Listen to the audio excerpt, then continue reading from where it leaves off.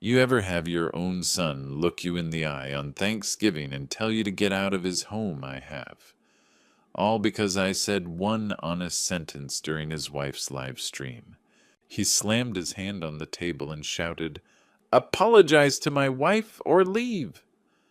I stood up calm as ever and smiled, because what he didn't know was that my next words wouldn't just silence the entire dining room. They would shatter the entire fantasy world he thought he was living in.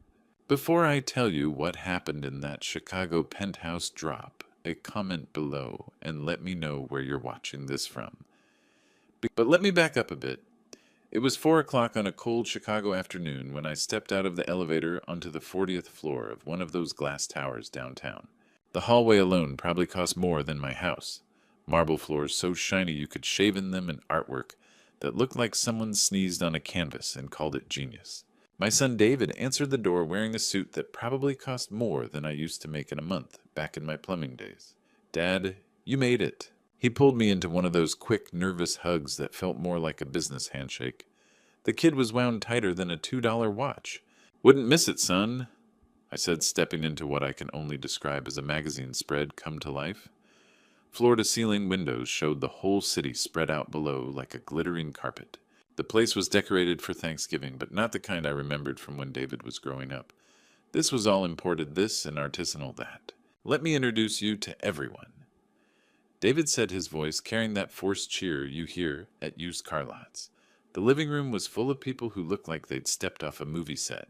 There was Madison, some lifestyle blogger with perfectly straight hair and a smile that never moved. Brad and Jennifer, who David whispered, were potential clients. And Marcus, a photographer adjusting professional lighting equipment like he was preparing for a magazine shoot. "Everyone, this is my father, Tony," David announced. I caught the way their eyes swept over my simple khakis and flannel shirt. Not mean exactly, but calculating. Like they were trying to figure out how I fit into their world of designer labels and perfect teeth. Sophia glided over in a dress that probably cost more than my monthly pension. Everything about her was camera ready. The kind of woman who looked like she was always posing for a picture that might be taken. "Tony, I'm so excited you're here for our special Thanksgiving celebration." Special. That word should have been my first warning. David launched into what I can only call a tour, but it felt more like a sales pitch. "Dad, check out this dining table. It's reclaimed wood from a 16th century monastery in Italy." He ran his hand along the surface like he was petting a prize horse. "And this chandelier, hand-blown glass from Venice." I nodded and made the appropriate impressed sounds, but my eyes were wandering to things David wasn't pointing out, like the stack of unopened mail on the kitchen counter that he quickly moved when he saw me looking, or the way his smile tightened every time his phone buzzed. In my old business, you learn to read people and situations. Rich folks' houses were my bread and butter for 30 years, and I knew the difference between real wealth and the kind that was all for show. The guests were circled around Sophia now, watching her arrange professional camera equipment with surgical precision. Ring lights, fancy microphones, multiple cameras. This wasn't just dinner, this was a production. "Sophia's got 50,000 followers," Brad was saying like he was talking about the gross national product of a small country. "Her Thanksgiving content always goes viral. It's all about authenticity," Sophia said, adjusting a light. "People want to see real family moments, real gratitude, real success." Real, another word that should have set off alarm bells. I was standing there trying to process this whole scene when I noticed something that made my contractor instincts kick in. Those expensive decorations Sophia was positioning so carefully, the antique candlesticks, had price stickers on the bottom that she'd missed. As I watched Sophia position her cameras perfectly, I noticed something about those expensive decorations that didn't quite add up. What I thought would be a simple family dinner turned into the most elaborate show I'd ever witnessed. Within minutes, that dining room transformed into a Hollywood set. Ring lights blazed like miniature suns, casting everything in perfect artificial glow. Sophia moved with director-level confidence, adjusting angles and checking her phone. "We're going live in 60 seconds, she announced, her voice suddenly professional. "Remember, we're showcasing gratitude, success, and family values. Keep it natural but aspirational. Natural but aspirational." In 30 years fixing pipes in rich folks' homes, I'd seen plenty of put-on shows, but nothing like this. David straightened his perfect tie, taking position at the table's head. Guests arranged themselves like a family portrait. I stood there awkwardly wondering where I fit into this choreography. And we're live! Sophia's entire demeanor shifted. Her smile became radiant voice, warm and inviting. Happy Thanksgiving, beautiful souls! Welcome back to Sophia's Sanctuary, where we celebrate the finer things with gratitude and grace. The viewer count climbed on her screen. 20,000, 30,000, 45,000 people watching us eat dinner. Back in my day, if 45,000 people wanted to watch you eat, you'd call the police. I'm so blessed to be in our Chicago penthouse with my amazing husband David and closest friends. Sophia continued gesturing like a game show host. And we have a very special guest, David's father Tony, our family patriarch. Family patriarch, never been called that before. The camera swung toward me. Happy Thanksgiving, everyone. I managed giving an awkward wave. Sophia was already moving on, showcasing the spread like a cooking show host. We're featuring heritage turkey from Vermont, $28 per pound, with organic sides from local artisan producers. These sweet potatoes are made with Madagascar vanilla and imported French butter. The live chat exploded, hearts floating up, comments flying. Goals, living my dream, relationship envy. Madison leaned into frame. Tell them about the wine selection. We're featuring a 2018 Bordeaux from our private collection. Sophia glowed. It's been aging in our temperature-controlled wine cellar. David nodded seriously. The terroir really comes through. You can taste the limestone in the soil. I'd drunk plenty of wine with screw tops. I knew when someone was laying it on thick. The guests played their parts perfectly, chiming in about incredible attention to detail and Sophia's impeccable taste. Like watching an expensive commercial where everyone sold the same product. The idea that this was how successful people lived. As we share what we're grateful for, Sophia said, remember that gratitude is the foundation of abundance. When my turn came, I spoke from the heart. I'm grateful for family, for watching my son build a life even if it's fancier than I ever imagined. I'm grateful for the years when it was just him and me learning what really mattered. The camera lingered on me. Something flickered across David's face. Maybe recognition, maybe guilt. But Sophia steered back to their incredible journey and this blessed moment. The chat kept exploding with admiration. People were eating this up, living vicariously through this performance, buying into this vision of the perfect life. That's when it hit me. Sitting under those blazing lights, watching my son perform gratitude instead of feeling it, everything was calculated for the camera. The seating, the lighting, even how David held his wine glass.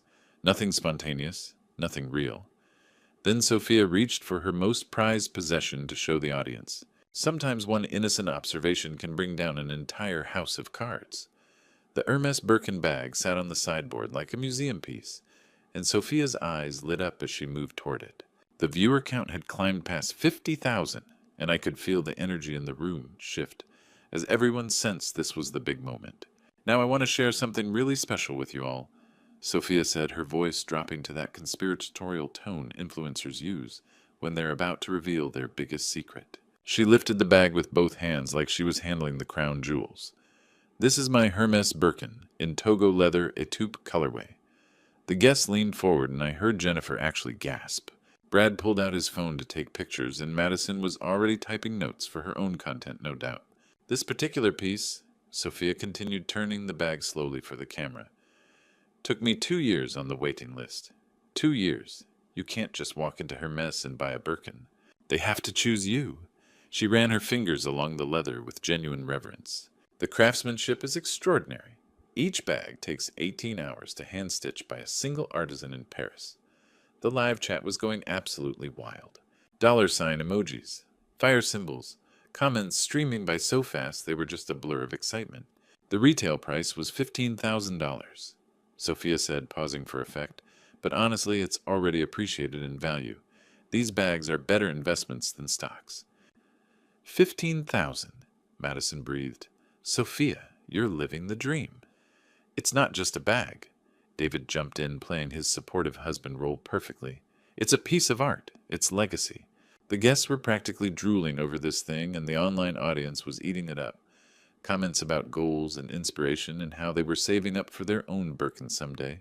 That's when my mouth got me in trouble. Huh, I said, squinting at the bag. That's funny.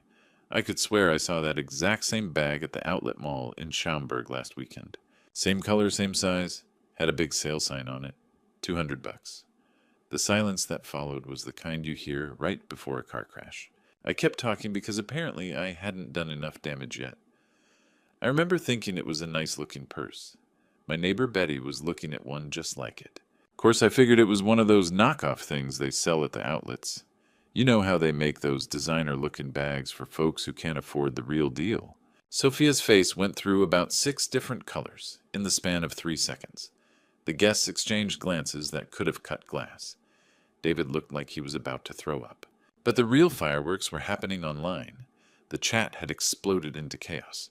Fake outlet mall called out. The hearts and fire emojis had been replaced by skull faces and crying, laughing symbols. That's impossible. Sophia stammered, her camera-perfect composure cracking like ice in spring. This is authenticated. I have the receipt. But it was too late. Screenshots were already being shared. People were posting links to outlet stores. Someone had found the exact bag online for $199. You know what? Sophia said, her voice shaking slightly as she reached for her phone. I think we're going to wrap up today's stream a little early. Thank you all for joining us for this special Thanksgiving. The comments were brutal. Now. Busted. Fake life. 15,000 my ass. She stabbed at her phone and the red recording light finally went dark. The cameras stopped rolling, but the real drama was about to begin. Watching those guests make their excuses and leave told me everything I needed to know. Madison was first to bolt. Oh my gosh, look at the time, she said suddenly, interested in her Apple Watch. I totally forgot I have a dinner thing with my family. She grabbed her purse and headed for the door faster than a cat with its tail caught in a mousetrap. Photographer Marcus followed, mumbling about another shoot across town. Within 10 minutes, the place had cleared except for Brad and Jennifer, who huddled by the windows pretending to admire the city view while obviously discussing what they'd witnessed. David paced the living room like a caged animal, running hands through his hair, checking his phone constantly. This is a disaster, he muttered. An absolute disaster. Sophia planted herself on the white leather couch, tears flowing, the kind designed to be seen. My career is ruined, she sobbed. 5 years building my brand, and it's gone because of one comment. One careless, thoughtless comment. She looked up with mascara-streaked eyes, and I felt something twist in my gut. I'd taught David that when you make a mistake, you own it. You don't blame others for telling the truth. I didn't mean any harm, I said quietly. I was just making conversation. Conversation. David spun around, face flushed red. Dad, do you have any idea what you've done? Sophia's got brand partnerships, sponsorship deals. People depend on her image being perfect. Perfect, I repeated. Built on a lie. That's when David really lost it. It's not a lie? So what if she got a good deal on a bag that doesn't make her fake? But even as he said it, I could see he didn't believe his own words. The kid I'd raised knew the difference between getting a good deal and pretending you'd paid $15,000 for something that cost $200. Brad and Jennifer tried looking invisible, but their ears were stretched in our direction. This was better than cable TV. My followers trusted me, Sophia continued, voice getting higher. They looked up to me. Now they're calling me a fraud, sharing screenshots, making memes. I'm being torn apart online because your father couldn't keep his mouth shut. Now hold on. I started, but David cut me off. No, Dad, she's right. He stood between us now, protecting her from me. You came into our home, our celebration, and embarrassed my wife in front of 50,000 people. Our home, our celebration, like I was some stranger who'd wandered in. I raised you better than this son, I said. I raised you to value honesty over appearances. You raised me in a 2-bedroom apartment above a pizza shop. David's shot back voice getting louder. You raised me to fix pipes and be satisfied with scraps. Well, I wanted more. We have more. And I won't let you drag us back down to your level. Those words hit like a physical blow. Brad and Jennifer weren't even pretending to look away anymore. David, I said, keeping my voice steady, that's not who you are. This is exactly who I am, he shouted, gesturing around the penthouse. This is what I've built. This is the life I've made." Sophia was still crying, but watching David with something like satisfaction. Like this was exactly what she'd been waiting for. "You want to stay in my house?" David's voice shook. "You want to be part of this family? Then you apologize to my wife. Apologize for humiliating her, for destroying her reputation, for ruining everything she's worked for." The room went dead quiet, except for Sophia's sniffling in distant Chicago traffic 40 floors below. "Apologize to my wife, or get out of my house." I stood there looking at my son, and for the first time in 35 years, I didn't recognize him. There comes a moment in every father's life when he has to choose between keeping peace and keeping his dignity. The silence stretched between us like a taut wire. Every eye in that room was fixed on me. David stood with his chest puffed out, waiting for me to fold, like I always had when he was a kid throwing tantrums. Sophia had stopped crying just long enough to watch my reaction, her instincts sharp as a hawk's. Brad and Jennifer had given up any pretense of privacy. They were witnessing a family civil war. 15 seconds passed, then 30. David's foot started tapping against the marble floor, a nervous habit he'd had since he was 12. The same kid who used to run to me when he skinned his knee, who'd beg for one more bedtime story, who'd proudly show me every report card like it was treasure. "Well," David's voice cracked slightly, "I'm waiting for an answer, Dad." But I wasn't ready to give him one yet. In my 68 years, I'd learned that the biggest decisions deserve more than knee-jerk reactions. I'd made plenty of those in younger days, quick choices I'd regretted for years. This wasn't going to be one of them. I thought about nights I'd worked double shifts to keep us afloat after his mother died. Times I'd gone without new work boots so David could have school clothes that fit. Parent-teacher conferences where I'd sit in tiny plastic chairs, still in work clothes, listening to teachers tell me what a bright, respectful boy I'd raised. Respectful. That word echoed in my mind now. "Dad." David's impatience was growing, but something else crept into his voice. Uncertainty, maybe. Like he was realizing this wasn't going as expected. I looked around that penthouse, at the imported marble designer furniture, the view that cost more per month than most people made in a year. Then I looked at my son, really looked at him, and saw past the expensive suit to the scared little boy underneath. The one who'd gotten so caught up in playing dress-up that he'd forgotten who he really was. Sophia shifted on the couch, and I caught something in her expression that made my blood run cold. She wasn't just watching, she was calculating. This woman had turned my son into a performer in his own life, and now she was waiting to see if her puppet would dance when she pulled the strings. That's when I felt it. Something deep in my chest, rising like steam from a kettle. It wasn't anger exactly, though there was plenty of that. It was something older, stronger. The same feeling I'd had when I'd started my plumbing business, with nothing but a rusty truck and a toolbox full of determination. The same steel that had gotten me through 30 years of crawling under houses and fixing other people's problems while building something honest and real. Brad whispered something to Jennifer, and she nodded, both leaning forward slightly. They sensed the shift in the room's energy, even if they couldn't put their finger on what was changing. I stood up slowly, taking my time, feeling every one of my 68 years in my joints, but also feeling something else, a strength I hadn't tapped into for a long time. David's eyes widened slightly as I rose to my full height, and for just a moment I saw a flicker of the little boy who used to look up at me like I could move mountains. "You want an apology, son?" I said, my voice steady and calm in a way that surprised even me. "You'll get one." What I said next changed everything they thought they knew about me. "I'm sorry, David, that I let you live in a fantasy for so long." The words came out calm and measured, but they hit that room like a thunderclap. David's mouth opened slightly, his brow furrowing as he tried to process what kind of apology this was supposed to be. This wasn't the groveling he'd expected from his old man. "I'm sorry," I continued, my voice carrying a weight it hadn't held in years, "that I let you think I was just some broke plumber who got lucky with a few repair jobs." Sophia's tear-streaked face went very still. Brad and Jennifer exchanged glances, suddenly paying attention in a way they hadn't before. Something in my tone had shifted the entire energy of the room.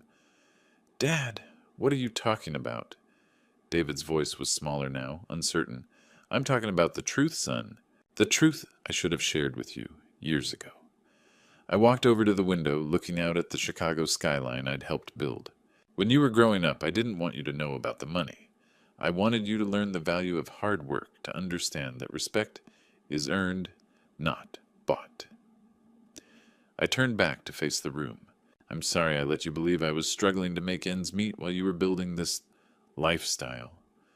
What money? David's voice cracked. Dad, you live in that same little house? You drive that old truck. I drive that truck because I like it. I live in that house because it's home. But David, do you have any idea how many buildings I've worked on in this city? How many property deals I've been part of over 30 years? The room was dead silent except for the distant hum of traffic far below.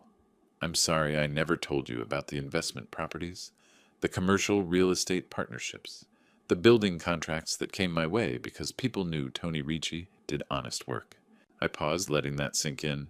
I'm sorry I let you think I was poor while you were racking up debt, trying to impress people who don't matter. David's face went pale. Debt? What are you talking about? I'm talking about the credit cards you've maxed out, the business loans you can't make payments on, the mortgage on this place that you're 3 months behind on. My voice stayed steady, factual. I'm sorry I've been watching you struggle and pretend instead of teaching you that there's no shame in asking family for help. Brad's mouth was hanging open now. Jennifer was staring at me like I'd just revealed I was Superman. Sophia looked like she'd seen a ghost. How do you... David started, then stopped. How do I know, son, when you can't make your mortgage payments? The bank calls the cosigner. When you default on business loans, they contact the guarantor. I've been covering for you for 2 years, hoping you'd come to your senses and ask for help instead of digging deeper into this hole. The silence that followed was deafening. I'm sorry I enabled this charade by keeping you afloat financially while you pretended to be something you're not. I looked directly at Sophia, whose calculating expression had been replaced by fear. I'm sorry I let you both think you were fooling anyone. David slumped into one of those expensive chairs like all the air had gone out of him. You've been paying our bills. Not all of them. Just the ones that would have put you on the street.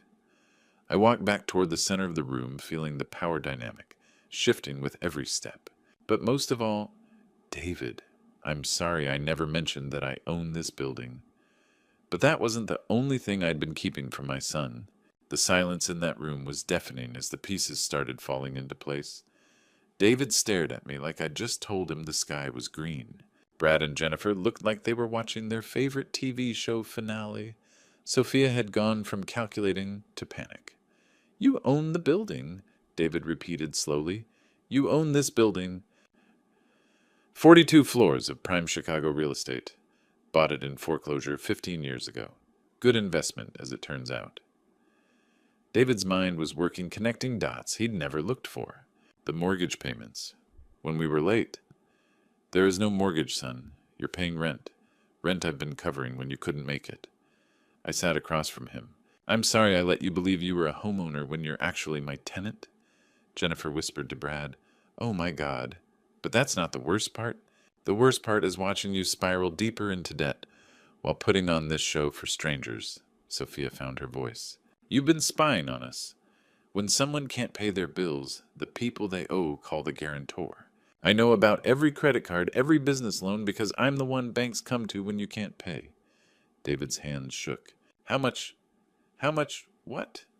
How much do we owe? How much have you covered? I looked at my son and saw the scared little boy who used to have nightmares about being poor. David, in 2 years, I've covered $87,000 in missed payments. Credit cards, business loans, this apartment, that fancy car. Without my backing, you'd have lost everything 18 months ago. The number hit like a physical blow. Brad stepped backward. Jennifer's hand covered her mouth. 87,000, David whispered. Not counting monthly rent I've been waiving because you couldn't afford it. I leaned forward. Son, your entire lifestyle. This apartment designer clothes, fancy dinners you post online. It's all been subsidized by the broke plumber you told to get out. Sophia was doing math, and I saw the moment she realized how deep they were buried. I'm sorry I enabled this lie by paying your bills for 2 years while you pretended to be successful. I'm sorry I didn't make you face reality sooner. David buried his face in his hands. Why didn't you tell me? Because I hoped you'd figure it out. I hoped you'd remember the values I taught you. I hoped you'd choose honesty over appearances. I glanced at Sophia, who was calculating something different now.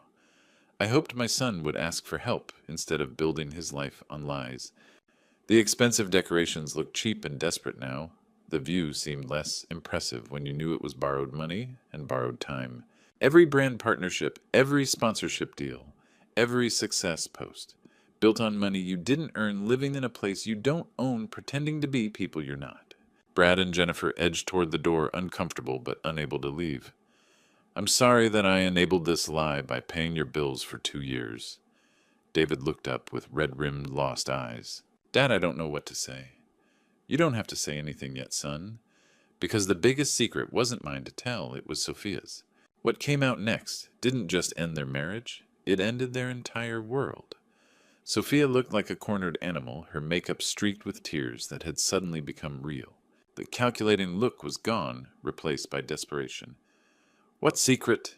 She said, voice shaking. Tony, I don't know what you're talking about. I looked at her sadly.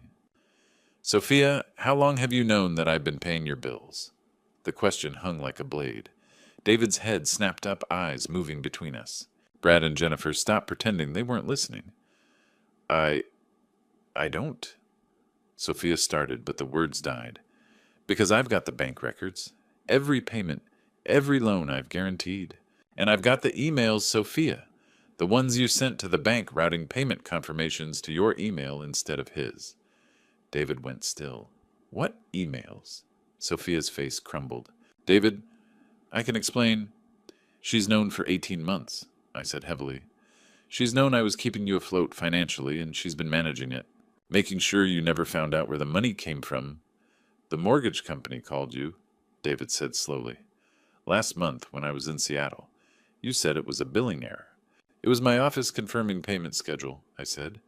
She's been coordinating with my accountant to make the timing look right, to make you think your business was successful when it was failing. Brad and Jennifer took another step toward the door. Every month she'd get missed payment notices. Every month she'd forward them to my office with instructions on handling it so you wouldn't know. I looked at my son. She turned your father into a silent partner in your fake success story. Sophia? David's voice was barely a whisper. Tell me he's lying. But Sophia couldn't meet his eyes. David, you have to understand. We were building something. The brand, the lifestyle. I knew if you found out about money problems, you'd want to scale back. But we were so close to making it real. Making it real by lying to me, by using my father's money while I humiliated him. I was protecting our future. Sophia shot back desperately. Your father has real money. I thought if we built the brand big enough, we could pay him back and never need help again. You thought you could use my generosity to fund your fantasy until it became reality, I said quietly. It would have worked. We were getting bigger sponsorships, more followers. In another year, we could have been financially independent. Built on a lie, David said flatly. Our entire relationship, our marriage, all built on you lying to me about who was paying for it. The silence was different now. This wasn't tension. This was something breaking that couldn't be fixed. David walked to the window, staring out at city lights. When he turned back, his face was different, older, sadder, but clearer. Sophia, pack your things, he said steadily. This marriage is over. Then he looked at me, and I saw the son I'd raised. Dad, I'm so sorry. For everything. For how I treated you, for choosing her lies over your truth. I felt something tight in my chest loosen. David. No, let me finish. You've been taking care of me my whole life, and I repaid you by throwing you out of your own building for telling the truth. His voice cracked. I don't deserve your forgiveness, but I'm asking anyway. What happened next surprised all of us. 3 weeks later, I learned what Thanksgiving really means. The smell of regular grocery store turkey filled my little kitchen. David sat at my table sleeves, rolled up peeling potatoes, like I'd taught him when he was 12. Remember when you used to complain about this? I asked. I remember thinking it was beneath me, he said quietly. Funny how perspective changes. After Sophia moved back to Connecticut, David had surprised everyone by asking to move in with me. Just temporarily, he'd said, until he figured out his next steps. Those steps became working in my real business, property management for my 17 Chicago buildings. Word had gotten out about the fake lifestyle. Sophia's influencer career was over her remaining brand. Partnerships canceled her followers down to a few thousand die-hard supporters who still believed her victim narrative. My neighbor Betty knocked on the back door with green bean casserole. Hope you saved room for one more dish. Always room at this table, Betty. Mike from the hardware store arrived with his wife Carol, followed by the Johnsons. 7 people around my kitchen table, that seats 6, but nobody minded the folding chair from the garage. This is how we used to do it, I told David, before everything had to be perfect for an audience. The conversation flowed naturally. Neighborhood stories, gentle teasing Carol's grandbaby pictures, real talk between real people who'd known each other for years. When sharing gratitude, David spoke last.